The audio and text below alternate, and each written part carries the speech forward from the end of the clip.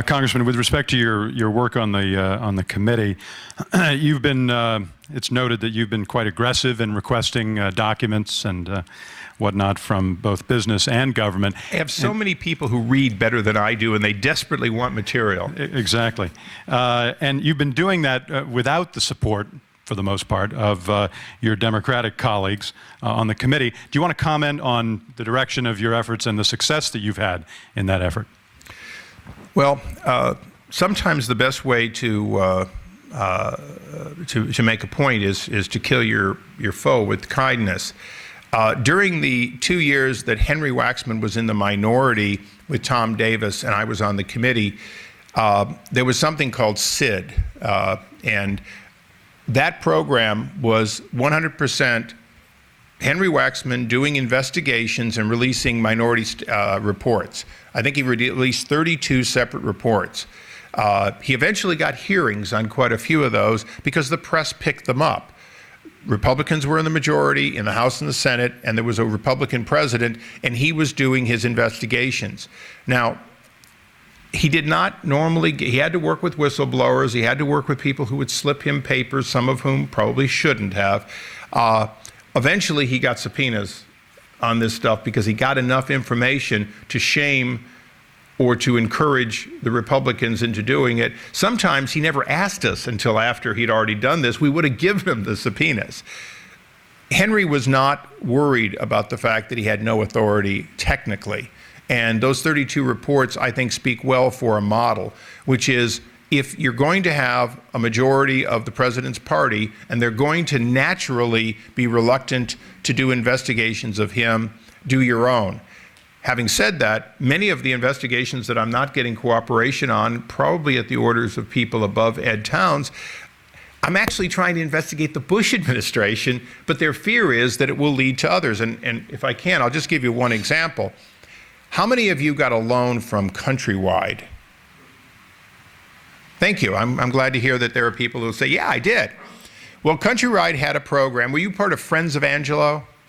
I mean, they had this program. It's not a secret. I mean, Chris Dodd is being investigated by the Senate Ethics Committee specifically for having gotten a number of these at you can calculate it in the tens of thousands of dollars of savings, nearly $100,000 in savings as a result of these better deals than you got.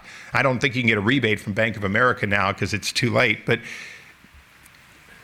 we are trying just to get the information on who all got it, what the goals were. We sort of know the goals, but how broad the program is, because this type of public corruption, and this is one member of Congress talking about Countrywide in the past tense.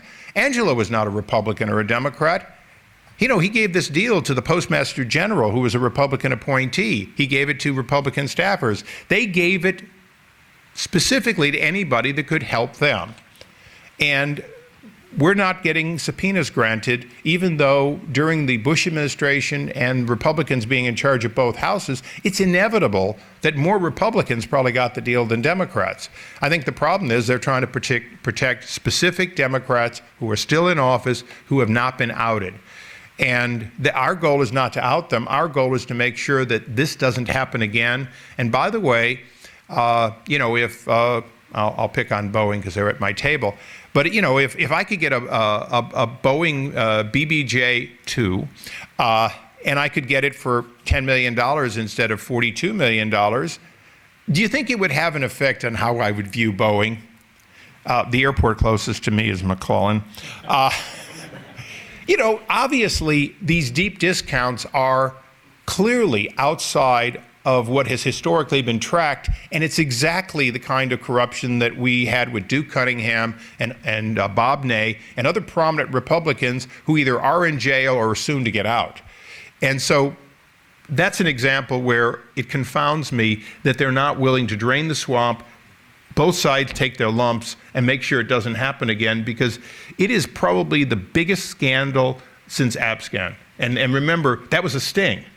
This was not a sting. This was legitimate attempt and success in providing hundreds of thousands of dollars, perhaps millions of dollars, of unwarranted discounts to people simply because they were political influence gatherers. And I know I'm going like a senator, but Richard Holbrooke is a fine public servant. He was not in government. But this program was so broad that it included him. Why? Well, because he was incredibly smart, well thought of, and worked in the right circles. So one of the reasons we want the subpoena is we want to look at people who were out of government, who did nothing illegal, but who were being influenced that ultimately, when they went back to government or whatever, could have been influential. That kind of corruption has never even been covered. For how do you protect from that when you have a fine public servant who's left office, he's now back in office. He had no reason to suspect that Friends of Angelo was an attempt to sort of make him a mole for some future use, but it's clear they didn't give it to him just because he's smart. Right.